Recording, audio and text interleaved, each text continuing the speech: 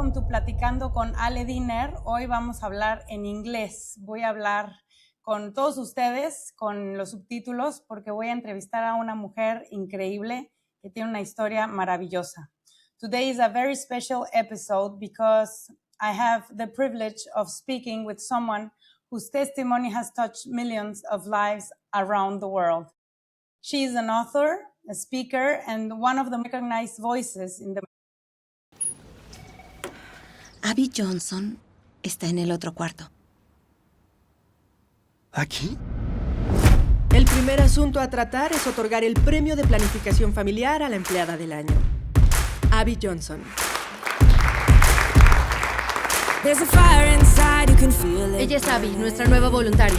Abby, ella es Cheryl de Alessandro. Voy a ser la directora más joven en la historia de la clínica. ¿Te harás cargo de los abortos en tu clínica? Esta es mi oportunidad de hacer una diferencia. ¿Un bebé arruinará tu vida? ¡Eres una asesina de bebés! Lo único que ha cambiado eres tú, Abby. ¿Podrías escucharte hablar sobre estos procedimientos? Son unos bebitos. No me voy a disculpar por trabajar en algo que ayuda a mujeres en crisis. Hay una parte de mí que no está segura. Lo sé, pero algo con lo que todos los expertos concuerdan es que en esta etapa el feto no siente nada. Perdón por molestar, ¿les hace falta alguien en la sala trasera? ¿Estás libre?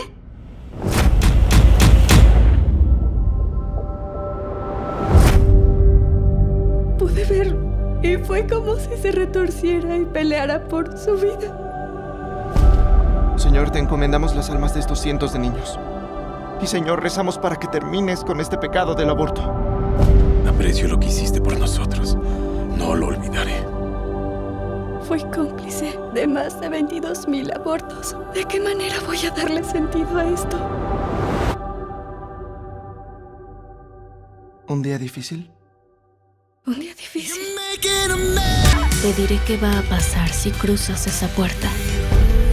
Felicidades. Te ganaste de enemigo a una de las organizaciones más poderosas del planeta. Abby Johnson. Thank you so much for being here. It's truly an honor from you podcast. Abby, welcome. Thank you. Thank you. Thank you for having me on. God writes it with crooked lines.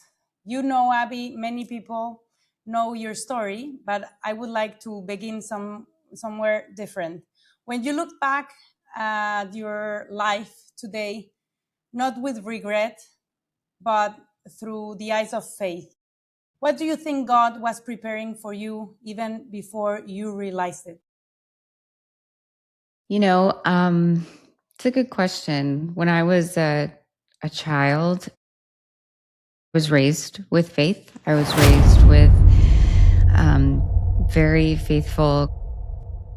And so I'm very thankful that I was raised with a foundation. I think that was very important when it came to the time of my conversion. I think it made it very easy for me to say, okay, even though I have been apart from God, even though I've been away from God, I do have the faith to trust God in this moment, to know that I can come back to him, you know, that I can put my faith back in him and that he will care for me. He will take care of me. And so I think that was very important. But even as a little girl, I remember I always wanted to be a nurse. I always wanted to be either a nurse or either a nurse or a teacher. And so I always had this desire to care for people, even as a little girl. And so what happens, though, I think, as we get older, especially when you have a really a predatory in like the abortion industry, they are looking for people who have a desire to care for others. And they take that desire and they misuse it. And instead of saying, oh, okay, you have a desire to care for those in need, you have a desire to care for those who are vulnerable, instead of putting that in the right place, like, then obviously you need to care for the most vulnerable. They misuse that and they pervert it. And they say, well, the real victim of abortion is the woman. And they don't say the real victim of abortion is the child in the womb. They try to make you forget that there is a child. Mm. And I think that's really what happened to me. I was sort of vulnerable because I didn't know really anything about abortion, and I hadn't really thought anything about abortion, even though I was raised in a Christian home. Christian home. At what point We just did you didn't think begin to about it. understand that even in the darkest chapters of your life could become part of God's plan? At what time? At what point in your life did you begin to understand that? You know, after I left Planned Parenthood, I realized that it was never God's plan for me to work in an abortion clinic. Something that God wanted for me. God never wants us to participate in evil, right?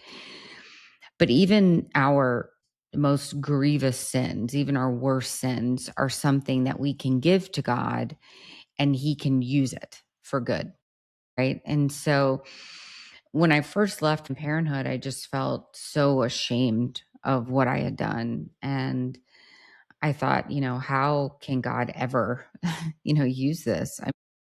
It's just so filthy. Like, my sin is so filthy and so disgusting. But I remember feeling called to go out and pray in front of the clinic where I used to work. I was very scared to go out there. Of course, I was going to be confronting the people that I used to work with every day. The first time since I had left. But I felt like I needed to do that. So I go out to the clinic. And that first time going out there, I was able to talk with a woman who was going in to have an abortion. And I was able to talk to her and say, I used to run this clinic. I used to be the director of this clinic right here. And I want to tell you what's going to happen if you walk into this clinic. I want to tell you what they're going to tell you. I want to tell you how, they're going to lie to you. They're not going to tell you the truth. And that woman leaving the clinic that day, and she ended up not having the abortion. And I think that was the moment that I realized, even though God never intended to do this evil, God is still able to use it in such a tremendous way to do His work. And so that's what I had to keep focusing on, even in those really dark times where I would think about my sinfulness. I had to just continue to remember that God is going to do something really amazing with it. Exactly. We can see in the Bible many stories that we cannot think that something good can come out of that, and it does, right? So there was one moment that completely changed your life, because I saw your movie and that made me look for you. And most have heard about the ultrasound that changed your life, but very few know what happened after that day. What was going through your heart once you walked out of that room? Because for me, especially when I saw this movie, really broke my heart, and it made me have tears in my eyes. So it really made what it had to do, that movie. So I would really recommend it to everybody to see it. But what happened? What was going on in your heart once you walked out that room and you saw that sound? Yeah.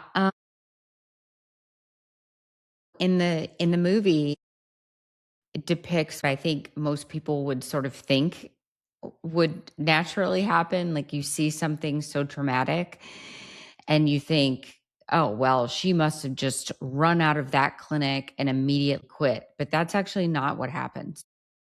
That's what the movie depicts, because that's just, I think, what most people think would happen. But What actually happened was it was a little more complex. When I saw the ultrasound guide, I was, of course, shocked. I felt like I had been so foolish for believing this lie, right? I had believed this lie that there wasn't life in the womb, that there wasn't humanity in the womb. And I just thought, gosh, like, how have I believed that? How have I said that to so many women, for so long? And I didn't just get up and say, okay, that's it. Like, I'm just my job. Mhm. It was on a Saturday. And so I went home that day, and my husband had always been pro-life. And so Saturdays were the days where there were only we did abortions, right? abortions. And so I went home. With my husband, I did not talk about my job because he did not support what I was doing. And so, I would come home on a Saturday, and he knew what I had been doing all day. And so it was Saturdays were usually kind of tense in our home, because there was disagreement. And so I came home, and I walked right up to him and I said, I have to tell you about something that happened at work today. And he said, well, I don't really want to hear about it. And I said, well, you have to, because I have to tell somebody. I have to tell you. And so I began to tell him about what I had seen about the ultrasound guided abortion. And he just looked at me and he said, well, what are you going to do? Like, now that you have seen the truth, what are you going to do? I just said, I don't know. I don't know what to do. And so I just kind of left it confused. I didn't know what to do. I called my friend, Laura. And Laura was a woman that had worked at Planned Parenthood with me for a long time. She was one of my good friends. And so I called Laura and I said, I've got to tell you about something that I saw today at the clinic. And so I went on to explain it to her, to describe it to her. She had always been a very, pro-abortion.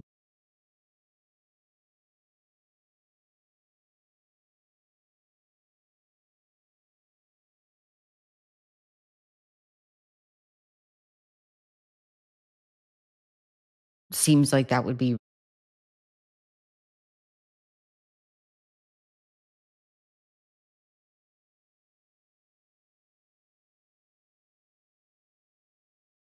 I don't know. I don't know what to do. And so Sunday to church. So we went to an Episcopalian, and the Episcopalian faith is very pro-abortion. And so that's why we went to that church, because they very much supported, what I was doing and my work at Planned Parenthood and everything. And so we went to church, and it's so crazy, even at this pro-abortion, pro-gay, the kind of anti-morality church, Yeah. God showed up in this huge way. So the ultrasound guided abortion, my job had been to hold the ultrasound probe on the woman's belly during the abortion. And I guess I had been so tense as I was holding it and I'm watching this baby struggle. My hand was actually kind of sore the next day. Like, I was a little sore in my hand. Yeah, just like tense. And so all day, like that morning, that Sunday, I'd been kind of like rubbing my hand, because it felt like tense. So the gospel that we read in that church that day from the Gospel of Matthew, and it was in the gospel that says, it's the part of the Bible that says, if your hand causes you to sin, better to cut it off than to basically end up in hell, right? And I was sitting there just like, oh my gosh, like, okay. And I thought, God would rather me cut my hand off than to continue participating in what I now know is evil. And so I told my husband, we were in the parking lot walking to our car. And I said, did you hear like the gospel reading today? And he was like messing with our daughter. She was like 2 at the time. Mhm. And he was like, no, I didn't even hear it. So I repeated it to him. And he said, wow. He said, that sounded like something you really needed to hear. And I said, yeah, I think so. And so again, he said, what are you going to do? And I just thought, I think I have to leave. I have to leave. But I said, but I don't think I can leave until I have another job. Because, I was working there. I was making a lot of money. And I thought, we have a daughter. Like, I need to be able to help support my family. So, like, I don't think I can leave until I have another job, until I can, replace that income. And so I went back to work the next day on Monday, and I was like physically ill. I felt like I was going to vomit all day. I was so sick, even just driving into the parking lot. I thought, I don't know if I can physically go in and do this work, but I had said to myself, I'm not going to participate in any abortion. So if we have a client that comes in that wants the pill abortion or something, like, I'm not going to have anything to do with it. I'm going to completely separate myself from anything we do that's related to abortion. And I was, steadily looking for work. I got my resume done. I was, applying everywhere.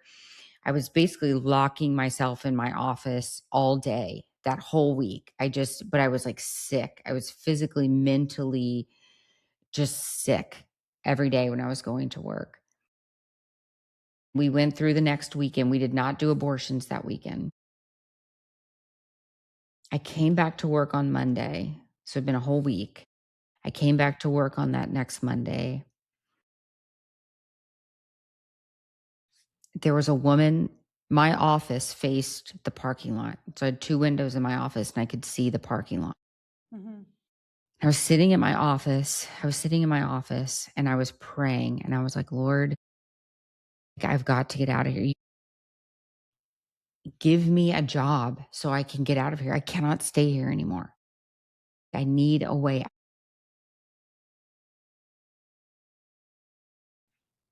I saw a woman walking to her car and she was holding a brown paper bag. And I knew inside of that paper bag were abortion pills. And just all of a sudden, I was just so overwhelmed with the knowledge that even if I didn't have it in that abortion, even if I didn't give her those pills, even if I didn't counsel her on that abortion, was still involved in the abortion because my paycheck was coming from her abortion. This was all blood money. It was still, contributing to the abortion industry. I could lock myself in my office all day, but if I was getting paid from there, I was still cooperating with that evil. And I thought, I can't do this anymore.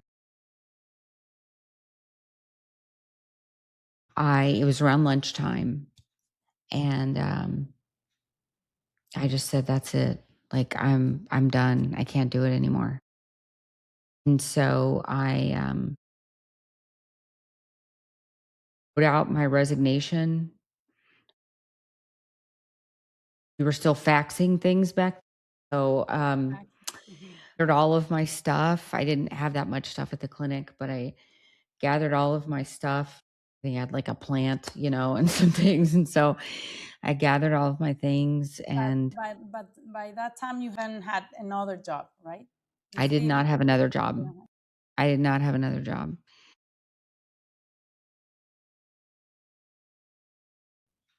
I faxed over my resignation, and I turned in all of my security stuff, my key cards and everything. I turned all of that in, and I walked out the door, and I just remember that we had a very heavy metal door, and I remember that just slamming behind my way out.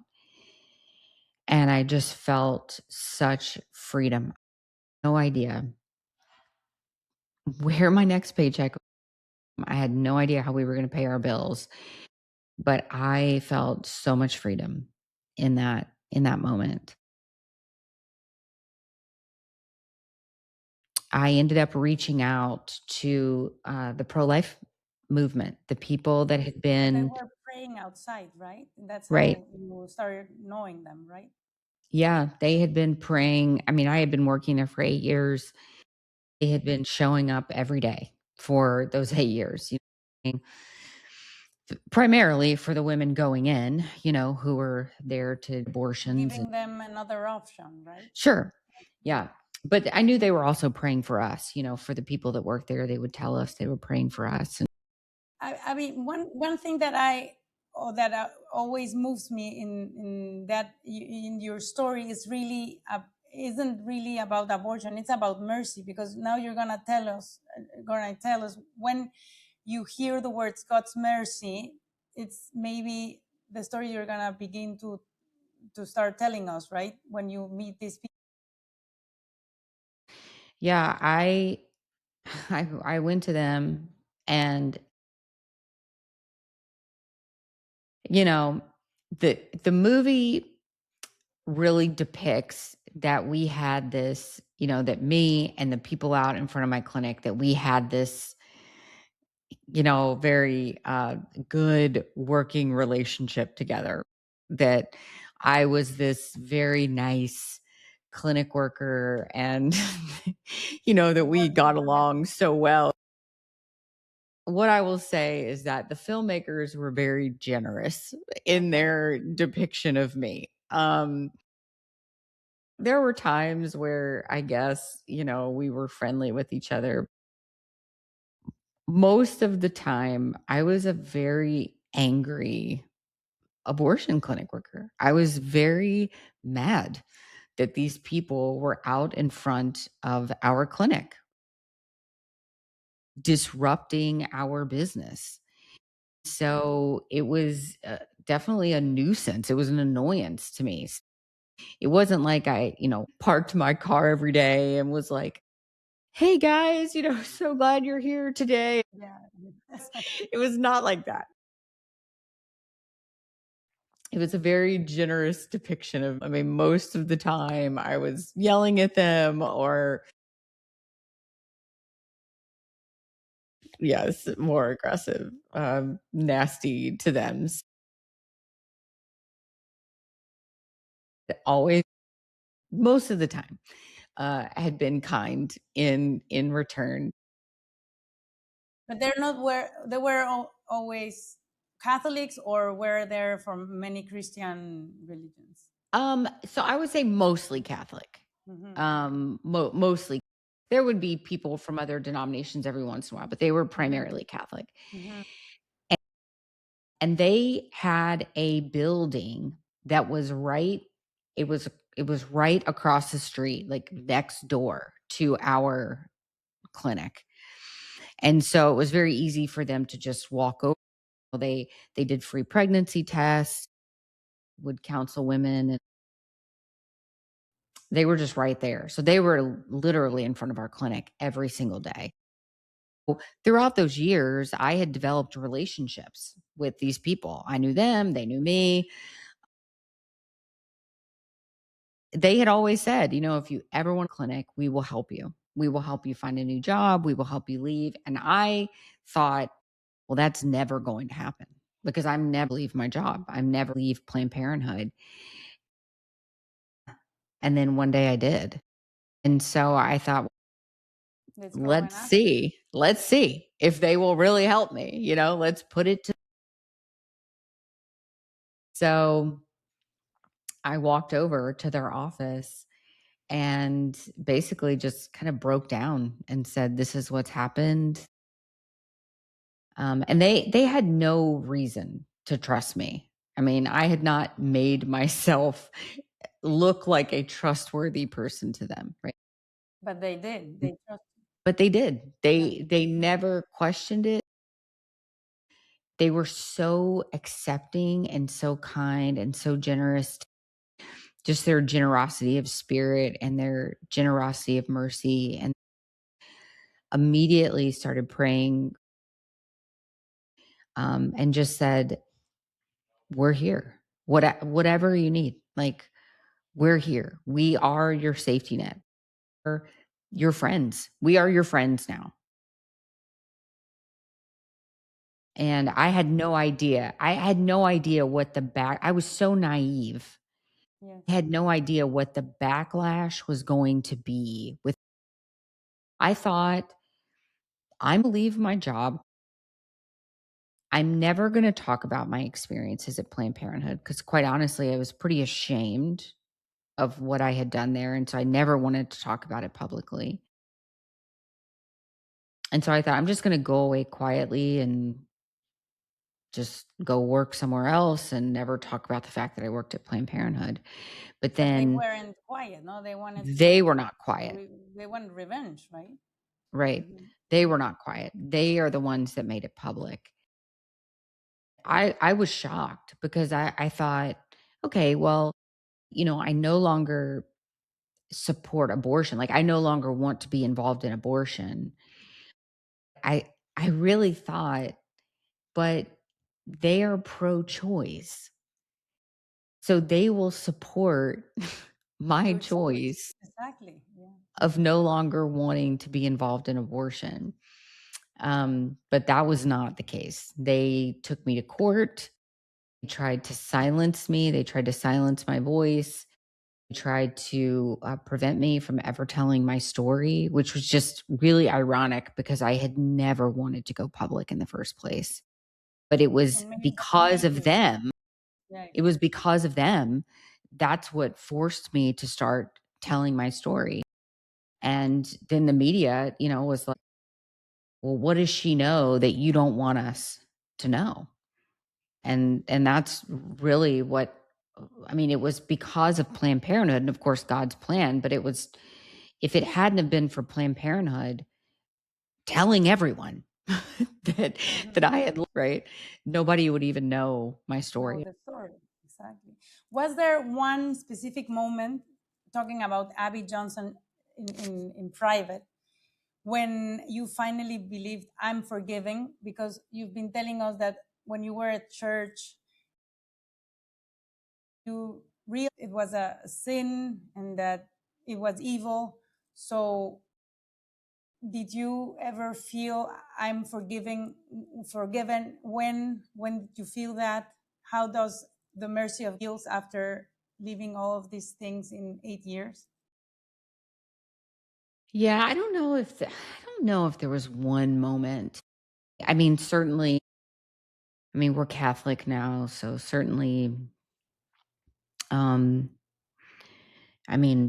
sacrament of confession is very powerful. The Eucharist is very powerful. One time, it was on Mother's Day, and the priest had all of the mothers come up to the front of the church. It was really powerful for me because I had been sort of struggling with my past sinfulness and regret and things like that. And this wasn't too long after we had become Catholic. And there was a very large crucifix at the front of the church. And he said,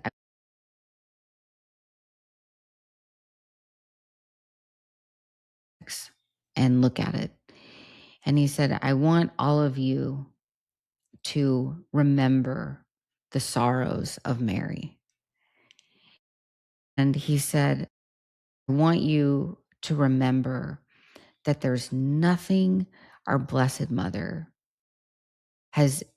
would ever, there's nothing there's nothing you go through that our Blessed Mother doesn't understand. There's no sorrow that you go through that our Blessed Mother doesn't understand. And I just remember in that moment, I began to cry and just thinking times the weight of our sin and the burden of our sin feels so heavy, and we feel like, how is it, that Christ could ever forgive us? Like, how is it that, like, really, my sin, like he for my sin, like this sin is that's so great, but then like I'm looking at the crucifix and I'm thinking, yeah, like really, even for my sin, you know? And just as a mom, like just thinking about the sorrowful heart of Mary, I don't know, just all of that in that moment was so beautiful and so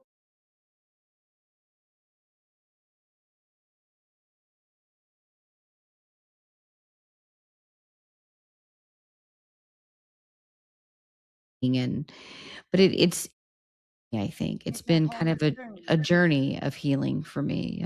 Many people accept that God forgives them, but they never forget themselves or forgive themselves. Was there a part of your own journey that you couldn't forgive yourself? Yeah, I think that's true. I think a lot of people they hold on to their sin, and it's interesting that we do that. I heard a priest one time say that we hang on to sins that God has already forgotten. And why would we do that? And I thought, why do we do that? And I think it's almost that is almost sinful that we would hang on to something that God has already given. I think that's almost the sin of pride, that we don't trust God enough to heal us and to forgive us, and that we don't internalize that forgiveness that He has given us. It's like we don't trust what He says. We don't trust that the crucifixion was enough. We don't trust that, and that's like our own sinfulness. That's our own pride saying, well, that wasn't good enough for my sin, right? That is a good way to see it. Yeah. And so I think once I like heard that and once that clicked in my brain, I was like, that is so true. Like, who am I? I'm not I'm not bigger than Christ's sacrifice for me. Like, I'm so small, like compared to his sacrifice. And so that kind of helped put things in perspective for me. And now that I've removed myself from a life of sin, I don't want to fall back into a pattern of sinfulness because I'm rejecting Christ's forgiveness. Forgiveness, exactly. Mhm. And so it that was a struggle for a long time for me, but it's like once that sort of clicked in my mind, I haven't struggled with that since. And today you meet countless women and also men who carry invisible wounds after abortion. For someone listening right now, someone who believes they are beyond forgiveness, what would you say to them? I mean, I would say that's a lie. That's a lie that Satan plays on repeat in our mind. I think our past is a place where it's a playground for Satan. Our past, really, our past and our future is a place where Satan likes to play, because those are two places that we cannot control. We can't control our past and we can't control the future. Can, only God knows our future. And and the past is done. If we've confessed our sin, if we've repented of our sin, it's done. God has forgiven it. His crucifixion was that's the payment for the sin. It's done. And so, but Satan loves to call us by our sin. He loves to remind us of our sin.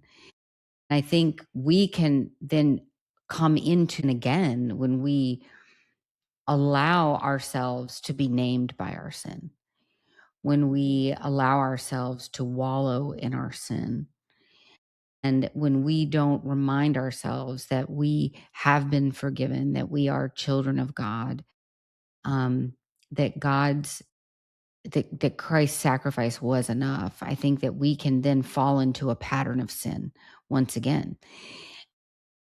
And so I think we have to, I think it's important for us to pray against that, for us to pray against Satan's attacks, for us to, um,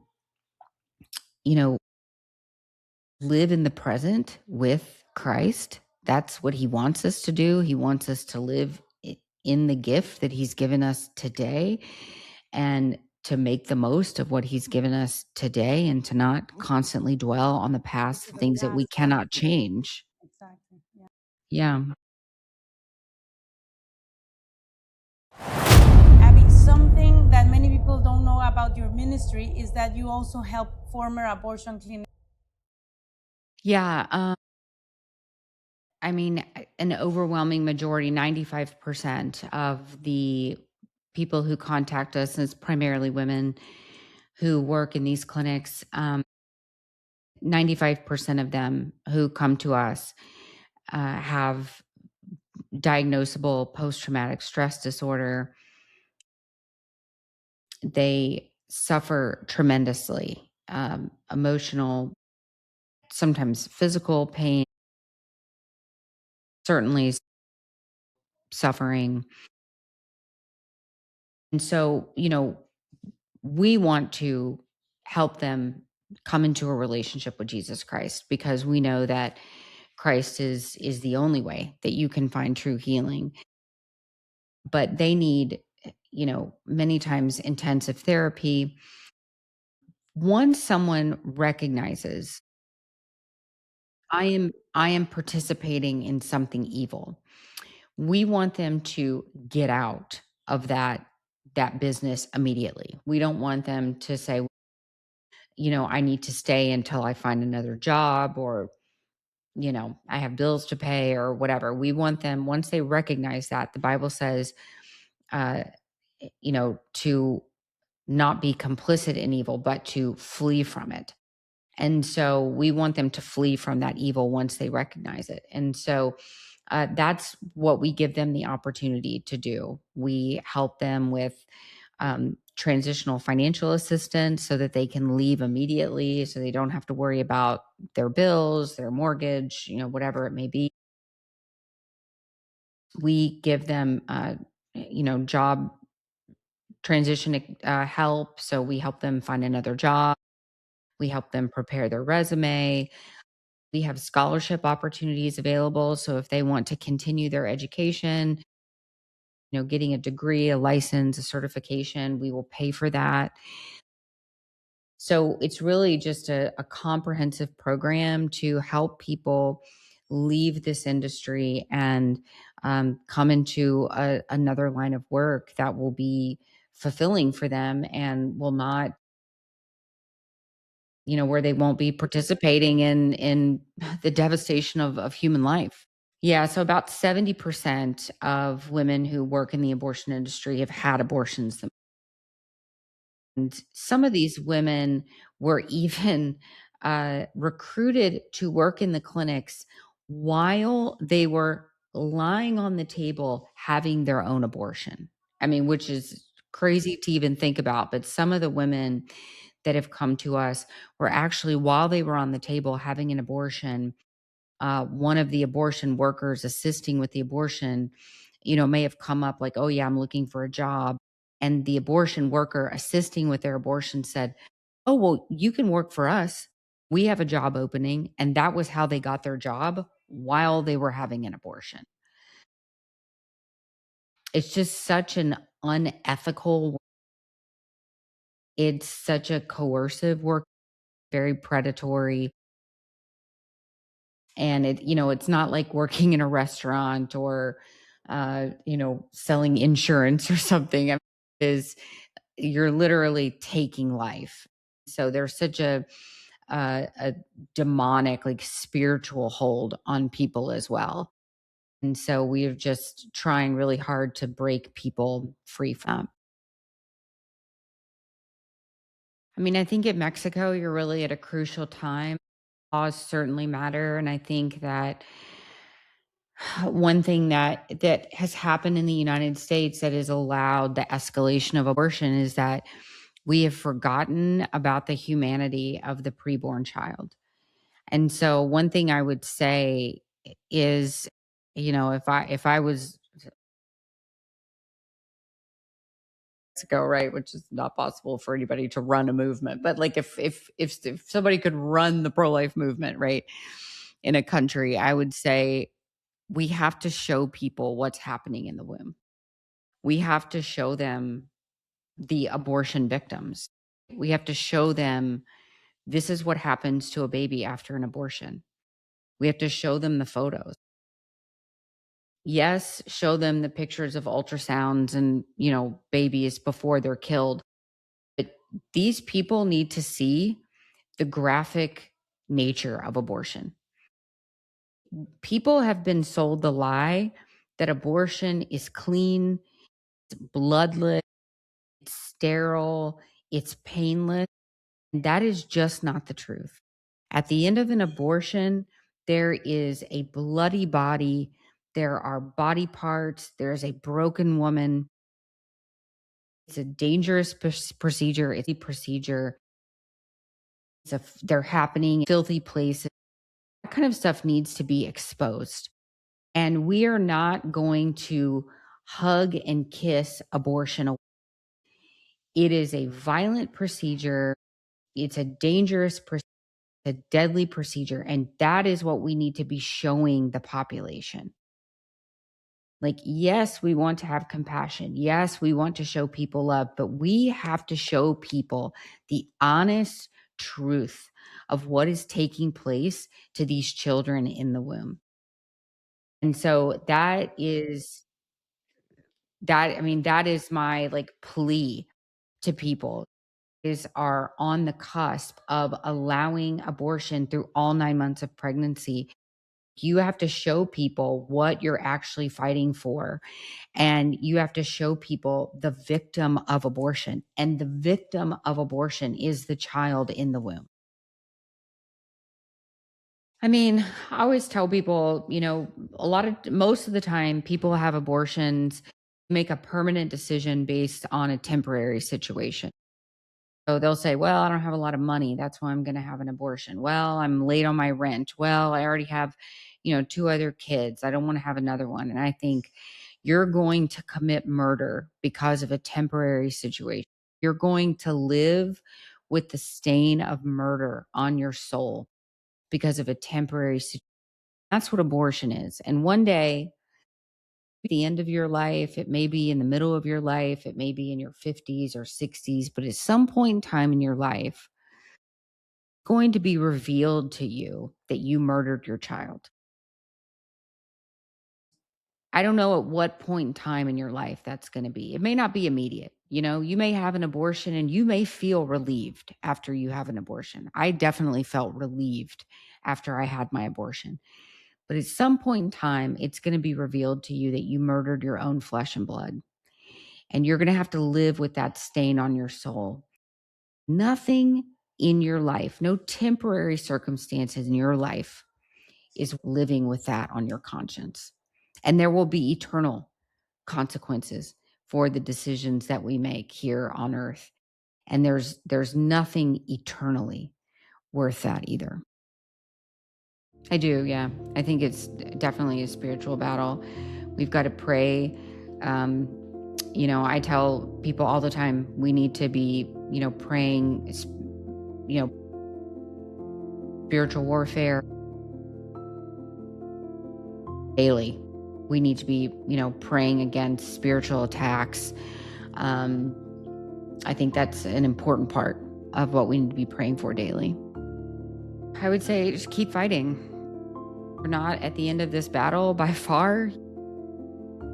At the beginning of this fight, do not give up. Do not feel, weary. Do not grow weary.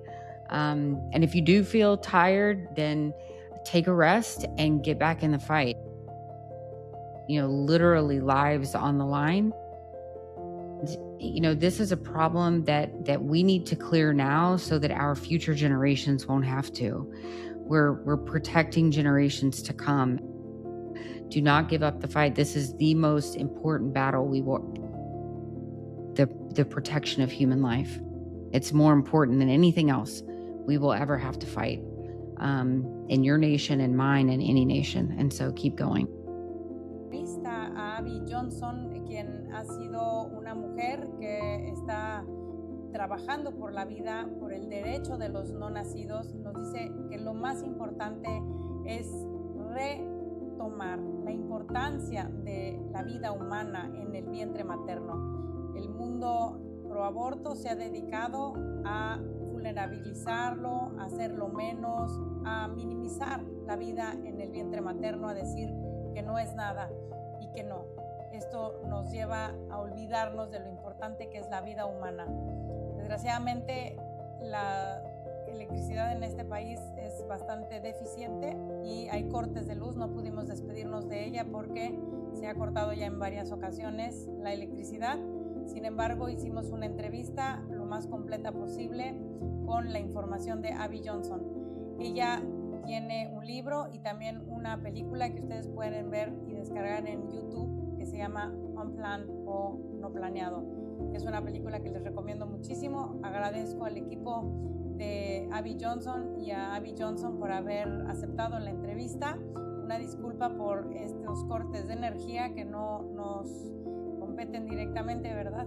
Pero es algo importante que puedan ustedes escuchar, entender, conocerla a ella, ver la película y no desistamos. La vida siempre va por delante, defendamos la vida de los no nacidos, de los mexicanos por nacer. No nos desanimemos a pesar de que en este gobierno lo que se quiere es despenalizar y seguir promoviendo la muerte en el vientre materno, regresar a las épocas prehispánicas en donde se sacrificaban a los niños para que otros pudieran seguir viviendo a su antojo.